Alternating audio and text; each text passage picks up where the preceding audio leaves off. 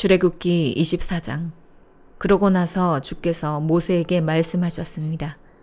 너와 아론과 나답과 아비후와 이스라엘의 70명의 장로들은 여호와께 올라와 멀리서 경배하여라.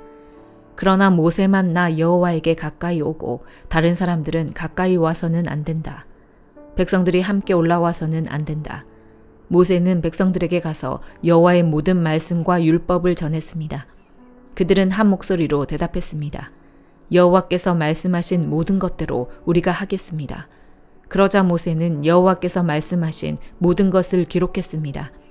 모세는 다음 날 아침 일찍 일어나 산자락에 제단을 쌓고 이스라엘의 12지파를 나타내는 돌기둥 12개를 세워놓았습니다.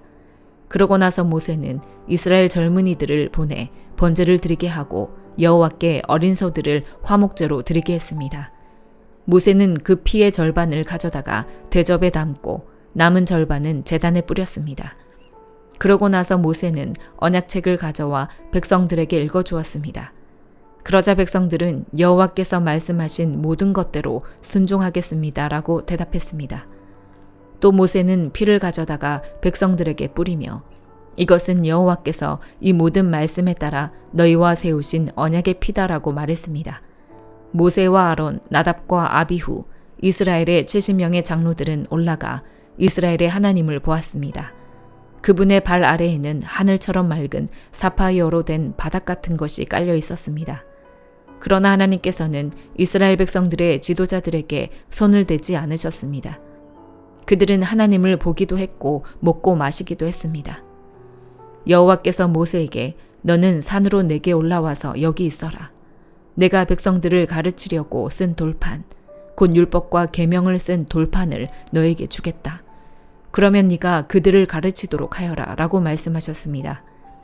그러자 모세는 일어나서 그를 보좌하는 여호수아를 데리고 하나님의 산으로 올라갔습니다. 모세는 장로들에게 우리가 돌아올 때까지 여기서 우리를 기다리라. 보라, 아론과 훌이 너희와 함께 있을 것이니 누구에게 무슨 일이 생기면 그들에게 가서 상의하도록 하라 라고 했습니다. 모세가 산에 올라갔더니 구름이 산을 덮었고 여호와의 영광이 시내산 위에 있었습니다. 그 구름은 6일 동안 산을 덮고 있었습니다. 그리고 7일째 되는 날에 여호와께서 구름 속에서 모세를 부르셨습니다. 이 여호와의 영광이 이스라엘 자손들에게는 산꼭대기에서 타오르는 불처럼 보였습니다. 그때 모세는 계속해서 산으로 올라가 그 구름 속으로 들어갔습니다. 그리고 그 산에서 40일 밤낮을 지냈습니다. 요한복음 3장. 바리새파 사람들 중에 니고데모라는 사람이 있었는데 그는 유대공회 지도자였습니다.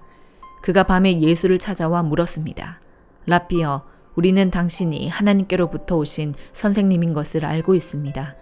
하나님께서 함께 하시지 않는다면 선생님이 행하신 그런 표적들을 아무도 행할 수 없기 때문입니다. 예수께서 그에게 이렇게 말씀하셨습니다. 내가 진실로 진실로 너에게 말한다. 누구든지 다시 태어나지 않으면 하나님 나라를 볼 수 없다. 니고데모가 예수께 물었습니다.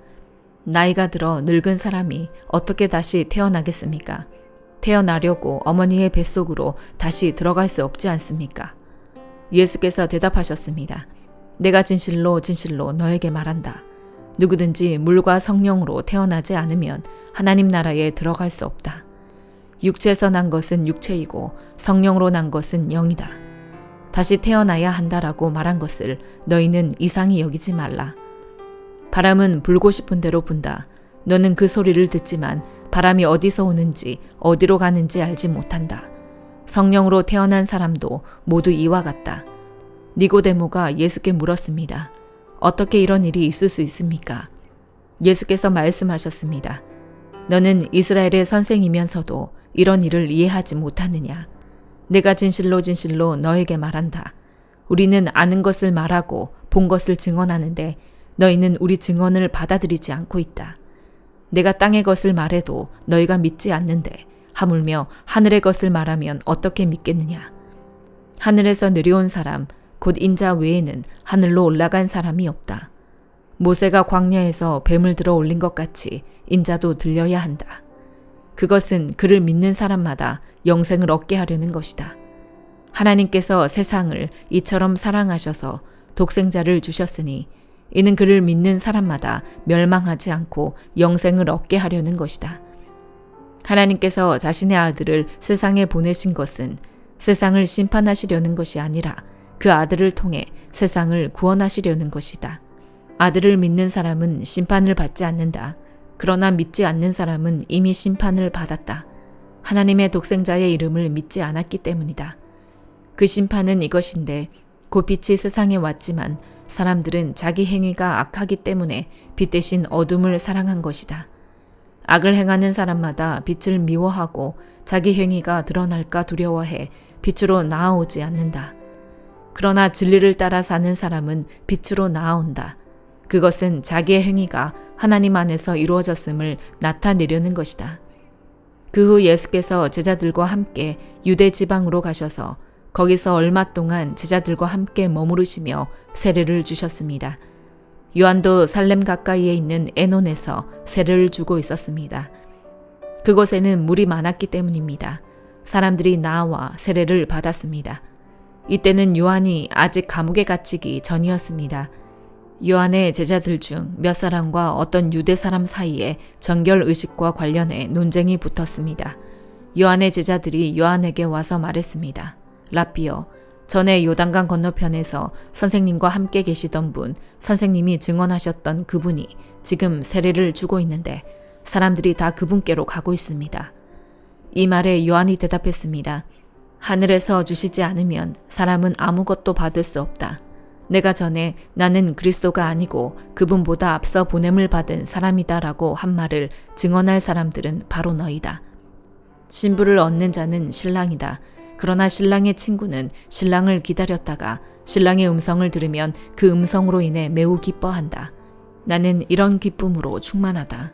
그분은 흥해야 하고 나는 쇠해야 한다. 위에서 오시는 그분은 모든 것 위에 계시는 분이시다. 땅에서 난 사람은 땅에 속해 땅의 것을 말한다. 그러나 하늘에서 오시는 그분은 모든 것 위에 계신다. 그분은 보고 들은 것을 증언하신다. 그러나 아무도 그 증언을 받아들이지 않는다. 그분의 증언을 받아들인 사람은 하나님이 참되신 분임을 인정하는 것이다. 하나님께서 보내신 그분은 하나님의 말씀을 전하신다. 그것은 하나님께서 그분에게 성령을 한없이 주셨기 때문이다. 아버지께서는 아들을 사랑하셔서 모든 것을 아들의 손안에 맡기셨다. 아들을 믿는 사람에게는 영생이 있다. 그러나 아들에게 순종하지 않는 사람은 생명을 보지 못하고 도리어 하나님의 진노를 받게 된다.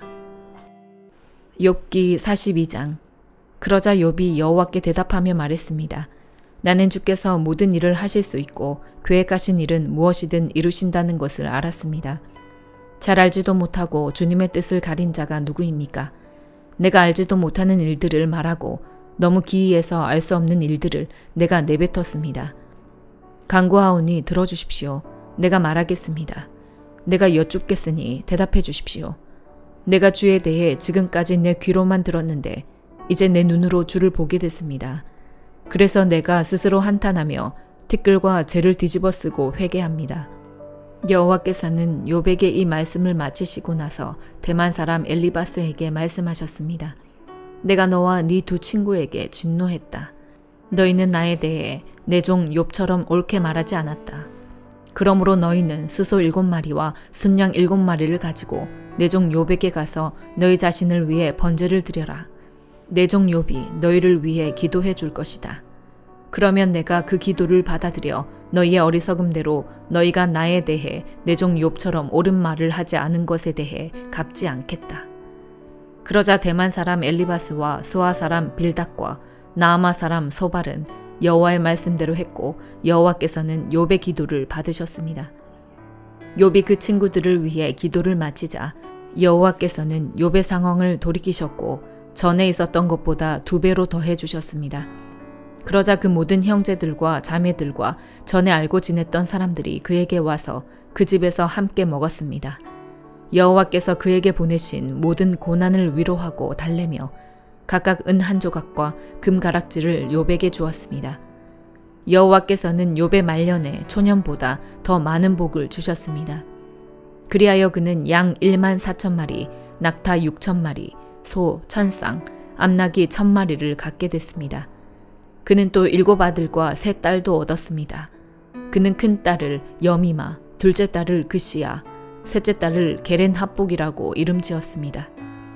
온 땅에서 욥의 딸들만큼 아름다운 여인들은 찾아볼 수 없었고 그 아버지는 아들들에게 준 것처럼 딸들에게도 유산을 나누어 주었습니다.